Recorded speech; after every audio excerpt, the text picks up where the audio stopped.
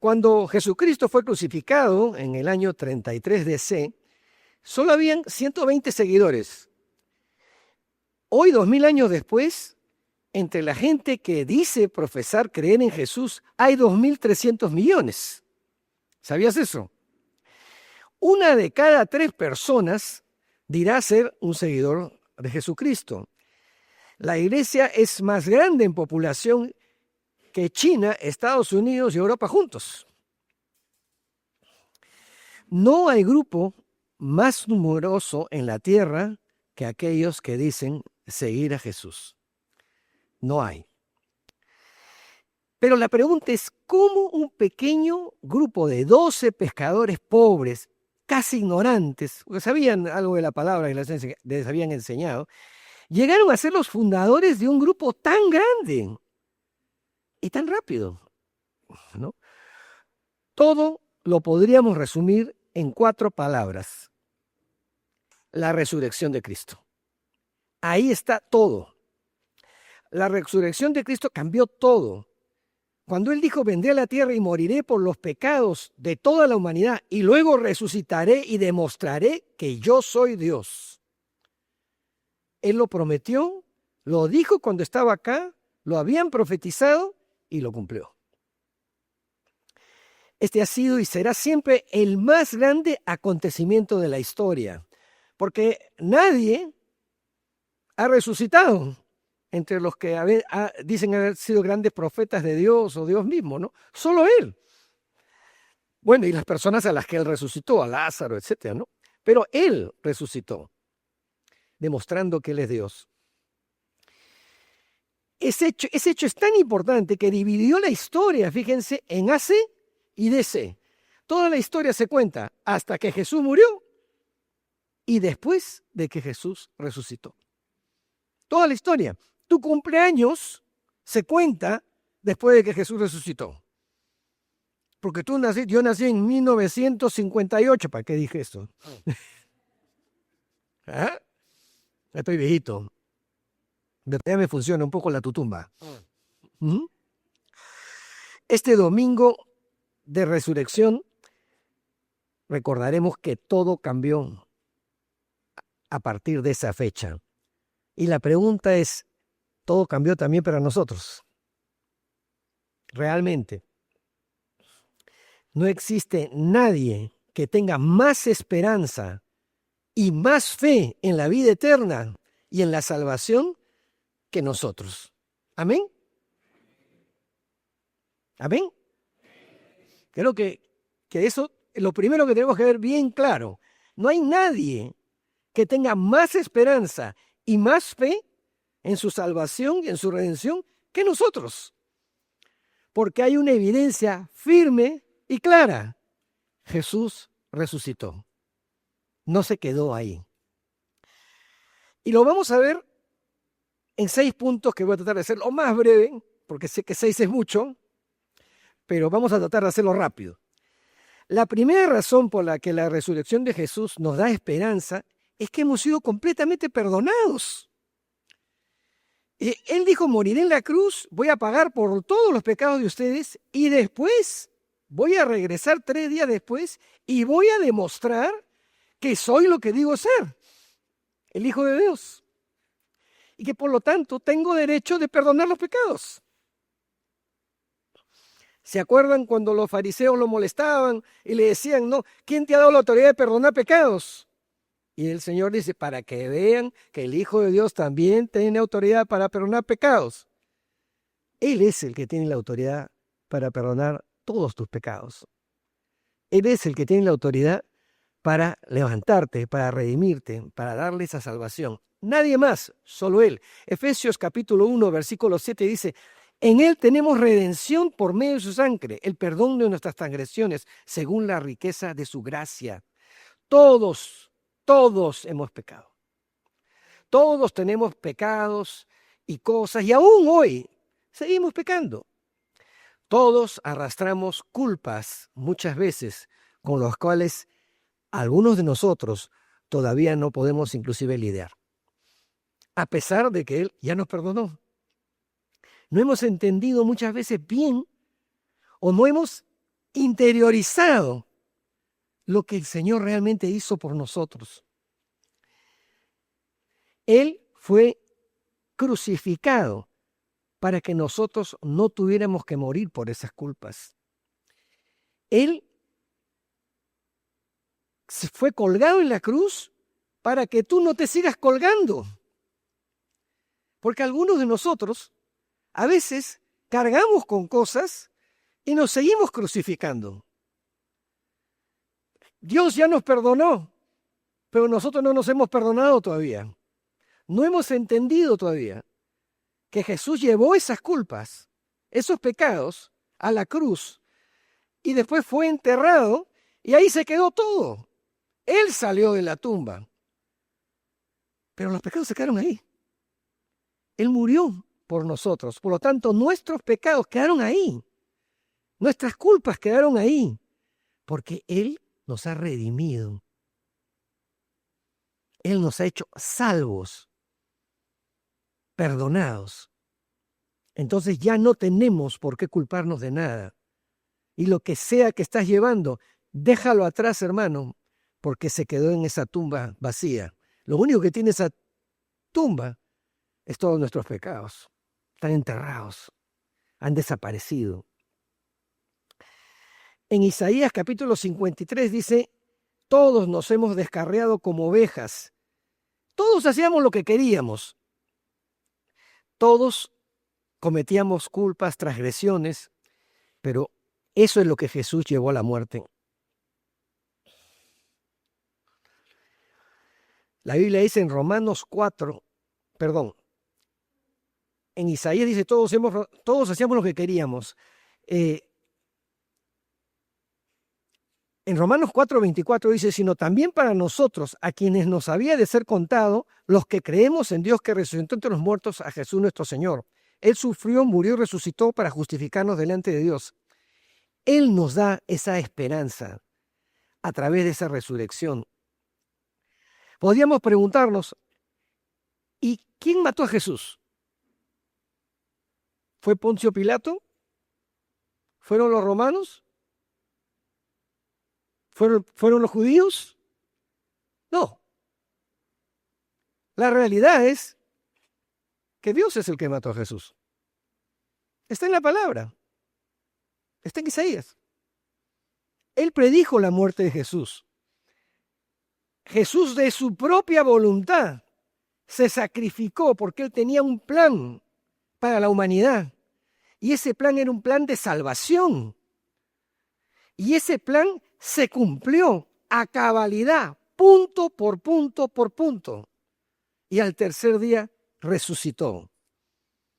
Entonces ellos simplemente hicieron lo que toda la profecía había tenido desde antes de que llegara Jesús a la tierra.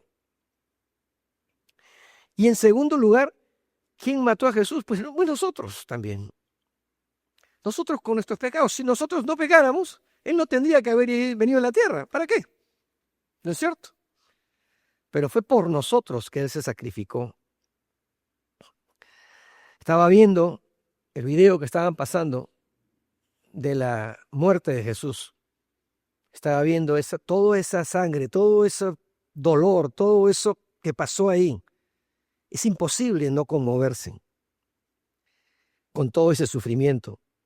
Pero todo ese sufrimiento no fue en vano, porque el Señor sabía que iba a resucitar. Entonces, primer punto, Él resucitó para que nosotros fuéramos perdonados. Esa es nuestra esperanza, esa es nuestra fe. Hemos sido perdonados. Dite a ti mismo, he sido perdonado. ¿Lo crees? Dile de nuevo, he sido perdonado. Amén. Hay que repetirse eso de vez en cuando, porque a veces cuando viene ese pasado a molestarnos, necesitamos repetirnos, el Señor me ha perdonado. Ok, la segunda razón es que ya no le tenemos miedo a la muerte. ¿Le tenemos miedo a la muerte? ¿Seguro? ¿Seguro? Cuando sube en un avión y empieza a temblar el avión y se sacude y hasta el piloto se asusta. ¿Le tienen miedo a la muerte? No.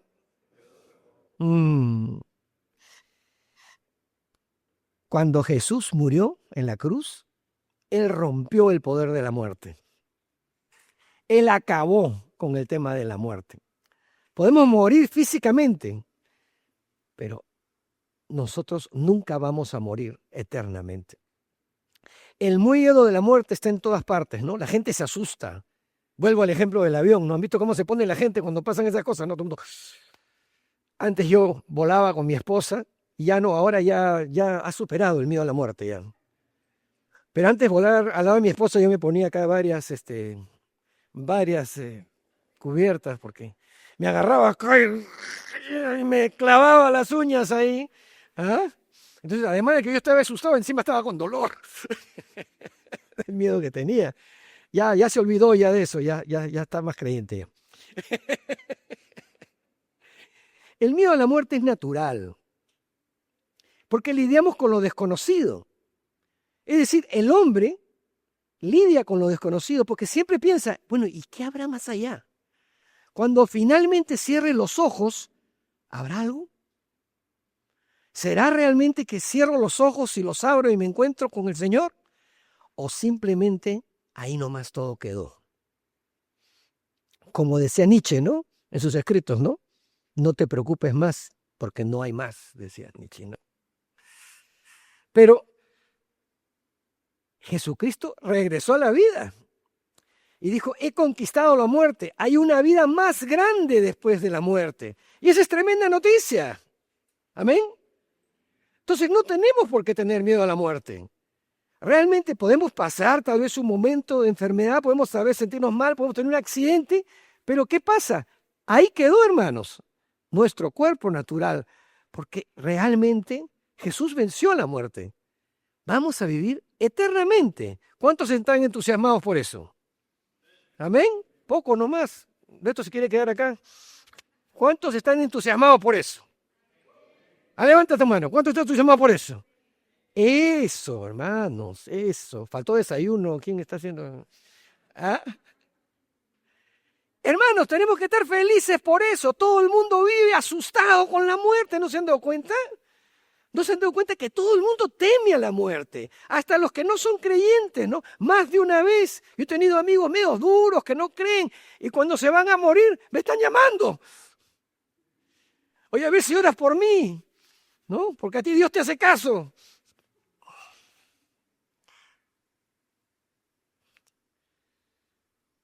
Hasta el último minuto de la vida esperan para darse cuenta que Dios ha vencido a la muerte.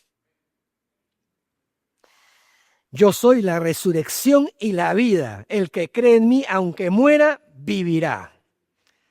Esa es la razón para nuestra esperanza. Esa es la razón por la cual nosotros creemos en el Señor y tenemos una gran esperanza después de que Él resucitó. José de Arimatea, cuando Jesús murió, lo llevó a su tumba, lo enterró en una tumba de ricos y ninguno de sus discípulos estuvo ahí. Todos estaban escondidos, todos estaban asustados, esos grandes hombres de Dios, ese hombre que se bajó de la barca y caminó por el mar hasta donde estaba Jesús. ¿Saben dónde estaba? Escondido debajo de una cama. Tenía terror de que los cogieran los romanos y les cortaran la cabeza. Se morían de miedo, ni siquiera fueron a la tumba. Con las justas las mujeres fueron acompañadas a la tumba. Siempre las mujeres son más valientes, ¿no? Y dice que al día siguiente, ¿quién va a la tumba? María Magdalena. María va a la tumba y va a buscar porque va preocupada, dice, voy a ponerle al Señor perfumes, cosas, porque esa era la tradición, ¿no? Y cuando llega a la tumba encuentra la piedra movida. Un piedrón movido. Dice, ¿pero qué pasó acá? Se han robado al Señor. Ella pensó que lo habían robado, ¿no? Y de repente, entrando a la tumba, se encuentra con el Señor. Y el Señor, ella se sorprende, ¿no? Y el Señor le dice, ve y dile a los discípulos que estoy vivo. y que voy a verlos. ¿Qué tal impresión? ¿No les parece? Imagínense que ustedes van al entierro de un amigo, que es un gran amigo de ustedes, ¿no? Juega fútbol con ustedes, ¿no? Y de repente se muere. El pobre sufre. Lo entierran, tú vas al entierro, ¿no? Y después te vas a tu casa y un día estás caminando por la calle y lo ves caminando que viene campante. ¿Qué impresión te daría? ¿Qué pensarías? Nos engañaron a todos, ¿no? Imagínense la impresión de María después de que había visto sufrir al Señor, después de que había visto toda esa tortura, la impresión que tuvo cuando lo vio en esa tumba, ya saliendo. ¿Y qué hicieron los grandes hombres de Dios de nuevo cuando María va y les dice, lo he visto vivo, el Señor está vivo? Dudaron de ella, le dije, estás con alucinaciones, María. Has comido algo que te ha caído mal. ¿Cómo se te ocurre que vas a ver al Señor vivo? Lo hemos visto, cómo se ha muerto, has visto un fantasma. Otra vez vieron fantasmas, como cuando estaban en la barca, ¿se acuerdan, no? Estaban en la barca y lo vieron caminando y dijeron, es un fantasma. Todo menos creer lo que él mismo les había dicho, que él resucitó. ¿Saben, hermanos? ¿Saben lo que más el mundo trata de convencer a los creyentes? Trata de convencerlos de que Jesús nunca resucitó. En eso están empeñados. Han buscado tumbas por todos lados. Han buscado sarcófagos por todos lados. Lo han buscado en Francia, lo han buscado en Inglaterra, lo han buscado por todos lados. Porque dice, se murió y se escapó. Jamás lo van a encontrar. Jamás, porque Él no está ahí. Esa experiencia cambió por completo la expectativa de ellos. Porque después lo vieron. Y ellos decían, creemos porque lo hemos visto. Está vivo cuando se les apareció, ¿no? Esa experiencia cambiaría completamente nuestra propia expectativa de la vida y la muerte. Porque por eso tenemos nuestra esperanza. Por eso es que después de la crucifixión, que estaban aterrados, que estaban súper asustados, que creían que los iban a cortar el cuello los romanos, de repente se pusieron valientes, ¿no? Se pusieron valentones, salieron a predicar, salieron a hablar con todo el mundo, ¿ah? Ya no tenían miedo, porque fueron testigos presenciales. Fueron testigos de haberlo visto vivo.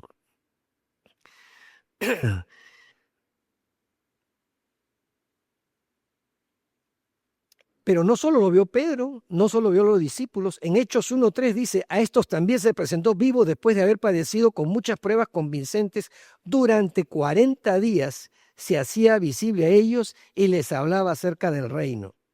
Ustedes saben, en mi vida como creyente, yo tuve un momento muy duro. Un momento donde, como dirían, la vida me golpeó, pero duro. Ni siquiera en el piso, en el sótano. Hermanos, y empecé a reflexionar sobre todo lo que yo había creído. Y llegué a dudar, dije, pero Jesús a lo mejor fue un hombre bueno, como dicen las otras religiones, como históricamente fue un hombre de paz, pero a lo mejor no era Dios. Y empecé a estudiar, y a leer, y a revisar. Y eso fue lo que me acercó a la apologética. Y me di cuenta que a Jesús lo vieron durante 40 días. Y hay testimonios de eso. Y hay historias que lo confirman. Y no lo vieron solamente los 120 discípulos, lo vieron 500 seguidores. Durante 40 días estuvo reuniéndose con ellos, apareciendo, hablando con personas. Y dice, calculando, que llegó a tener 900 testigos presenciales. Dense cuenta de algo. ¿Pueden ustedes pensar que 12 personas que se morían de miedo, se pasaron la vida, toda su vida, predicando a Jesucristo por todos los rincones de la tierra. Y jamás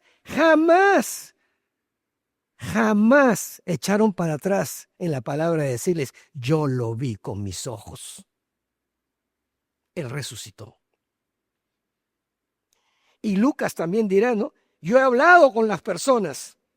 Dice, y no ha sido cuestión de oírlos. He ido a hablar con los que estuvieron ahí y lo vieron resucitado. ¿Y saben qué, hermanos? Eso me dio a mí un montón de evidencia y por supuesto el Espíritu Santo me estaba ayudando a recuperar mi fe. Y la recuperé realmente por el hecho de que Jesús resucitó. Por eso es que este tema me encanta. A mí me encanta este tema. Porque Jesús está vivo, hermanos. Amén.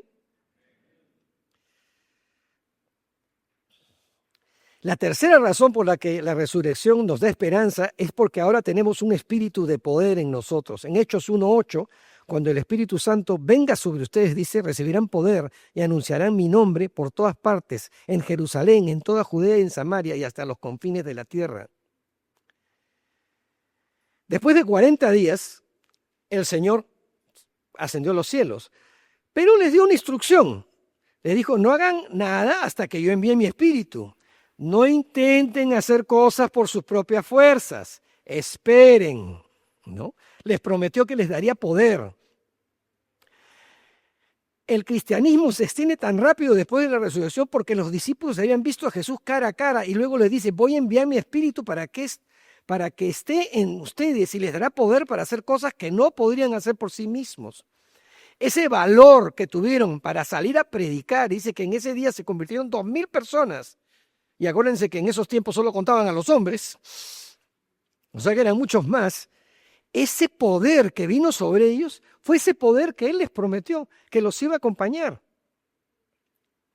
Y ese poder los llevó de la valentía, del miedo a la valentía, de la desesperanza a la osadía, de ser cobardes a ser valientes, a enfrentar al imperio romano. Nada los detendrá ahora que han visto a Jesús vivo, ahora que tienen su espíritu. Ahora están empoderados. ¿Sabías tú que Dios nunca quiso que tú vivieras por tus propias fuerzas? Ese es el problema con nosotros. El problema con nosotros es que queremos vivir en nuestras propias fuerzas. Todos los días nos enfrentamos a la vida y tenemos problemas. Y algunos problemas son muy difíciles. Y algunos problemas que tenemos son imposibles. Hay anhelos que le hemos pedido al Señor que parece que nunca se fueran a cumplir. Pero ¿sabes qué? Para Dios nada es imposible. Si Él resucitó de los muertos, Él puede hacer todo en nuestras vidas. Entonces, ¿cuál es el secreto? El secreto está acá, en Efesios 1, 19 y 20. Que dice, ¿y cuál la supereminente grandeza de su poder para con nosotros los que creemos, según la operación del poder de su fuerza, la cual operó en Jesucristo resucitándole de los muertos y sentándole a su diestra en los lugares celestiales? Tenemos que entender lo que la Biblia nos dice acá. Primero, lo increíblemente grande es que es su poder, que resucitó a Jesús de los muertos y resucitó también a otros, dicho sea de paso. ¿Qué significa para mí? Significa esto: tu matrimonio muerto puede resucitar. Tu carrera muerta puede resucitar. Tu sueño muerto puede resucitar. Él puede hacer cualquier cosa en tu vida. Él es todo en tu vida. Él quiere hacerlo y todo es fácil para Él cuando hacemos su voluntad. Ese poder está disponible para ti y para mí. Es poder de la resurrección y eso nos da esperanza. Y vamos al cuarto punto. La cuarta razón por la que tenemos esperanza es porque el Señor nunca va a dejar de amarnos. ¿Tú dejas de amar a tus hijos porque hacen la pataleta? ¿Tú dejas de amar a tus hijos aún cuando te faltan? No, no. El amor de los padres es incondicional. El amor de los padres siempre está ahí. Imagínense cómo es el amor de Dios. En Jeremías 31 dice, te he amado con amor eterno. ¿Y qué significa eterno? Para siempre te va a amar. Por eso es que a veces Dios nos sigue, y nosotros rebeldes, ¿no? Siempre queremos seguir haciendo lo que nos da la gana. Cualquier cosa es más importante que seguir a Dios. Cualquier plan que tenemos en nuestra vida, tu negocio, tus estudios, aún tu familia, es más importante que seguir a Dios. Porque al final estoy cansado, estoy aburrido, no me salen las cosas. ¿Cómo te va con eso? ¿Cómo te va?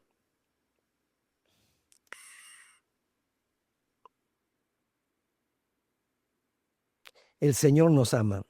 En Juan 3, 16, 17 dice, porque de tal manera amó Dios al mundo que ha dado a su Hijo unigénito para que todo aquel que en él cree no se pierda, mas tenga vida eterna. Porque Dios no envió a su Hijo al mundo para condenar al mundo, sino para que el mundo sea salvo por él. Entonces, Dios no solo quiere que conozcas su amor, Él también quiere que lo sientas, que lo experimentes. ¿Cuántos experimentan el amor de Dios? ¿Cuántos lo viven? Lo sienten cada día cuando lo buscan. ¿Saben qué, hermanos? Hay momentos en que uno siente sequedad. Hay momentos en que a lo mejor tú no sientes el amor de Dios, pero el amor de Dios está ahí. El amor está ahí, está para ti. Y Él te lo quiere manifestar. Los creyentes, los hijos de Dios, tenemos que buscar ese amor. Tenemos que sentir ese amor. Tenemos que experimentar ese amor. Y ese amor viene cuando oramos, cuando lo buscamos, cuando leemos su palabra, cuando su palabra es nuestra compañera diaria, cuando en lugar de ver tanta televisión y escuchar tantas pamplinas, estamos pensando en Él, buscándolo, cuando es parte de nuestras vidas. Entonces vamos a percibir ese amor cada vez más. Y en Juan 13 dice algo hermoso, dice, ¿no? Un mandamiento nuevo doy, que se amen los unos a los otros como los he amado. Ámense también ustedes los unos a los otros. En esto conocerán todos los que son mis discípulos y tienen amor los unos por los otros. Te voy a hacer una promesa, te voy a hacer una pregunta. ¿Tienes amor? ¿Tienes amor por tus hermanos? ¿Tienes un amor que va más allá de solo saludarlos?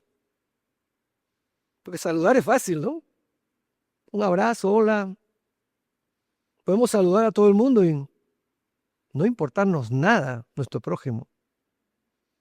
No importarnos absolutamente nada. ¿Qué está pasando? ¿Qué piensan? ¿Qué sienten? Con la palabra dice que si amamos a los que queremos, ¿qué cosa hacemos de especial? ¿Qué hacemos de especial si amamos a nuestros hijos? Si amamos a nuestra esposa, a nuestros padres.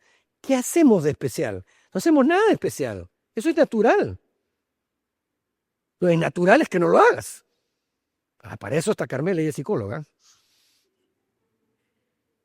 Tienes un problema, pues, afectivo de algún tipo, ¿no? Lo natural es que ames a tu familia, a tus padres, a tus hermanos. Pero Dios quiere que vayamos más allá, que vayamos más allá de saludar, que nos preocupemos por la gente, que nos preocupemos por el sufrimiento de las personas. Y hacemos bien, y esta iglesia tiene mucho testimonio con lo que hace con ese hogar de viejitos, con lo que hace con esos chiquitos que sufren de cáncer. Y tiene tanto amor, porque muchos de esos niños que vienen acá y nos saludan y están con nosotros, ¿saben qué pasa con ellos? Se mueren después. Se los lleva el Señor. Pero ¿saben qué? Vienen acá y ¿qué cosa es lo que reciben? Amor. El amor de Dios, porque el amor de Dios se siente a través tuyo, a través nuestro. Así es como conocemos que somos hijos de Dios, cuando obedecemos el mandato. Juan dice que si no amas a tu prójimo, tú no eres hijo de Dios. Dice que esa es una señal de que no eres hijo, si no amas a tu prójimo. La conversión de Pablo, qué conversión tan asombrosa. Un terrorista, un hombre que buscaba a los cristianos para matarlos. ¿Por qué cambia Pablo? ¿Por qué se vuelve el apóstol del amor? ¿Cuántos han ido a los matrimonios y escuchan, ¿no? Corintios 8, ¿no? Qué preciosidad de descripción de lo que es el amor. ¿Cómo un terrorista, un hombre que mataba a cristianos, que mataba a todos, podía cambiar tanto? Porque lo vio. Porque le dijo, Pablo, ¿por qué me persigues? ¿Qué te pasa? Reacciona.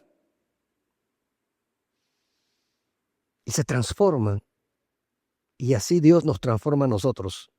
Y nos transforma a través de su amor. A mí Dios me transformó a través de su amor.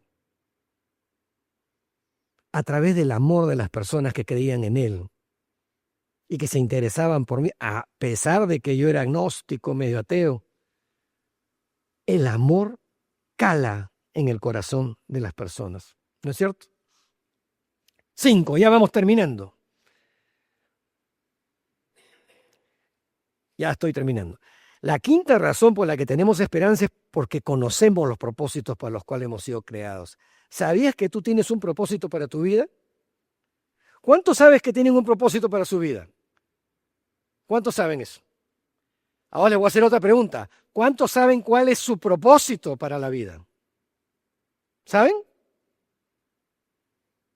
Muy bien. ¿Sabes cuál es tu propósito? Gracias por tu letrero, hermano. Paciencia. Ya voy a acabar. Tenemos que saber nuestro propósito para la vida. Ese versículo que nos encanta, ¿no? A los que aman a Dios, todas las cosas. ¿Pero qué más dice? Esto es, los que conforme a sus propósitos son llamados. A ver, de nuevo. Los que aman a Dios, a los que aman a Dios, todas las cosas. ¿Y qué más dice? Esto es, a los que conforme a sus propósitos son llamados. Y si tú no estás cumpliendo el propósito de Dios, ¿todo te va a ayudar a bien? Vas a tener algunas trabitas. Porque de nuevo, no estás andando en el espíritu que Dios te ha dado. ¿Se acuerdan del punto? No estás andando con fe, estás haciendo tu propio plan. Y te voy a contar algo, tu propio plan no sirve para nada. Te lo digo por experiencia. Yo tenía un plan, ser millonario.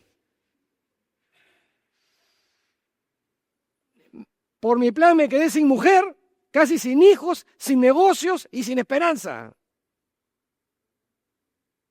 Ese era mi plan. Ese fue el resultado.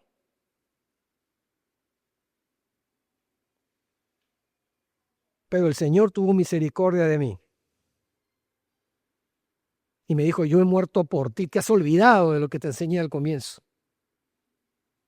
Te has dejado llevar por la corriente del mundo. Te has dejado llevar por la codicia. Te has dejado llevar por tus negocios. Te has dejado llevar por tu vida exitosa. Pero ahora ya sabes a dónde lleva. Yo no vi al Señor como lo vio Pablo, pero a mí también me dijo, ¿qué te pasa? Reacciona. Tengo otro propósito para tu vida. Tú puedes tratar de llenar tu vida con dinero, con sexo, con logros, con viajes, con placer, con deportes, con aficiones. Puedes llenar tu vida con lo que quieras. Nunca va a reemplazar el saber por qué estás acá. Porque saben que el hombre, para su existencia, necesita saber varias cosas. Necesita saber de dónde vino, necesita saber para qué está acá en la tierra, cuál es el significado de su vida, necesita saber su propósito en la vida y necesita saber a dónde va a ir después de la vida. Todos los filósofos hacen esas preguntas. El hombre se hace esas preguntas. Tú tienes la respuesta a varias de esas preguntas. ¿Sabes de dónde viniste? ¿Sabes a dónde vas? ¿Qué hay del medio? ¿Sabes quién eres? Eres hijo de Dios. ¿Y sabes para qué estás en la tierra? ¿Sabes tu propósito? Todos tenemos un propósito. ¿Dónde está nuestro propósito?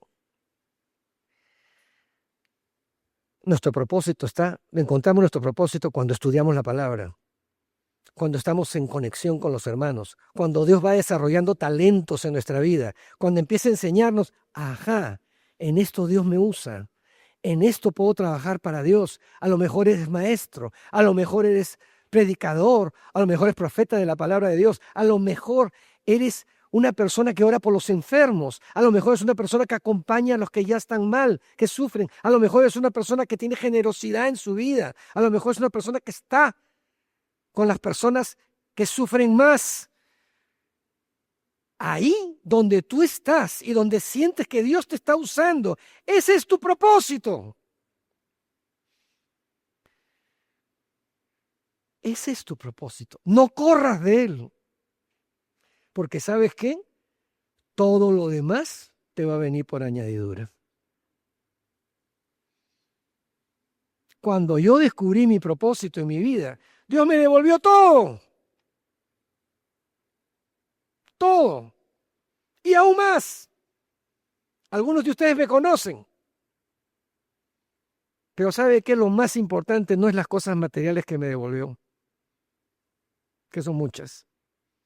Lo más importante fue el amor de mi esposa, de mis hijos, de mi familia, de los hermanos, de conocerlos, de disfrutarlos, de orar con ellos, de orar por otros, de ayudar a otros, de recibir y no ser orgulloso, también dejarme ayudar, porque a veces somos orgullosos y no nos dejamos ayudar.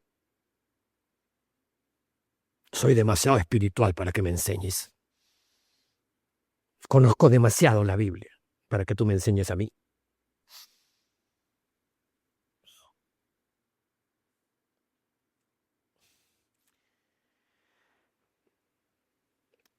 Miren, Jeremías 29, ya ahorita termino. Porque yo sé los planes que tengo acerca de ustedes, dice el Señor, planes de bienestar y no de mal, para darles un porvenir y una esperanza. Él quiere darnos un porvenir y una esperanza, y su porvenir y su esperanza son buenos, hermano. Él tiene cosas preciosas para tu vida. ¿Sabes qué? Tu vida, tus pecados, tu vida natural, tu vida carnal, cuando tú recibes al Señor, cuando tú te dejas guiar por Él, se queda en la tumba. Y tú sales de la mano con Jesús. Y qué linda experiencia es esa. Salir de la mano con Él. Estar acompañado de Él cada día. Amén. Y el último punto. Y ya termina, imagínense, ya llegamos al final. Eso que no les he dicho todo lo que tengo acá. La resurrección nos da esperanza porque tenemos un lugar eterno en el cielo. Miren, muchos de nosotros vamos a vivir 60, 70, 80, algunos vamos a vivir 100 años, varios. Los de mi generación están predestinados por los médicos, por los científicos, que se supone que vamos a vivir casi 100 años. Eso es por las pastillas que te dan para la presión, por todas estas cosas, ¿no? O sea, vamos a vivir bastantes años. Pero ¿qué es eso contra la eternidad? ¿Qué es eso convivir para siempre con el Señor? ¿Se imaginan eso? Entonces, ¿qué miedo le vamos a tener a la muerte? Vamos a vivir para siempre. Claro, algunos de ustedes pueden decir, como decía yo en un momento, ¡ay, qué aburrido! Andar sobre nubes. Todo es en blanco y negro. ¡Qué feo! Y me voy a encontrar con todo el mundo ahí, ¿no? con todos los que llegaron. Pero en la tierra es más bonito. Hermano, si el cielo es así, yo no quiero conocer el cielo. Pero cuando tú ves la belleza del color de una caída de sol, los colores que toman las nubes, cuando ves un arco iris, cuando ves la belleza de las olas del mar, de la belleza de los prados y de las montañas, cuando tú ves todo eso, ¿te imaginas lo que será el cielo? Si Dios a este mundo imperfecto le ha dado esa belleza que tú puedes admirar y que te sientes asombrado. ¿Alguna vez has estado asombrado cuando has visto algo, no? ¡Qué belleza, Dios mío! ¿Te imaginas lo que será el cielo? Perfecto. Perfecto. Quiero que vean una lista. ¿Tenemos la lista? Quiero que vean una lista. Y con eso termino. Pedro tuvo un propósito en su vida. Crucificado boca abajo. Fuente principal, Orígenes. Esos son historiadores. Andrés, crucificado en una cruz en X. En Grecia, en Patras. Hechos. Santiago el Mayor, decapitado, Jerusalén. Hechos 12:2. Juan murió de viejo, Éfeso, Ireneo de León. Felipe, crucificado, Heriápolis, Turquía. Polícrates de Efeso, son historiadores. Bartolomé, desollado y decapitado, Armenia o en la India. Hechos de Bartolomé. Tomás, traspasado con lanza en la India. Mateo, apuñalado en Etiopía. Santiago el Menor, arrojado del templo y apedreado. Judas Tadeo, golpeado con garrotes en Persia. Simón de Celote, martirio o crucifixión. Matías, lapidado y decapitado. Pablo, decapitado. ¡Qué horrible!, ¿no? Pero esos hombres no tuvieron ningún temor. ¿Qué cosa hizo que no tuvieran temor? ¿Qué cosa hizo que fueran tan valientes, que tuvieran tanto valor? ¿Tienes la última ilustración? ¿La de la mano?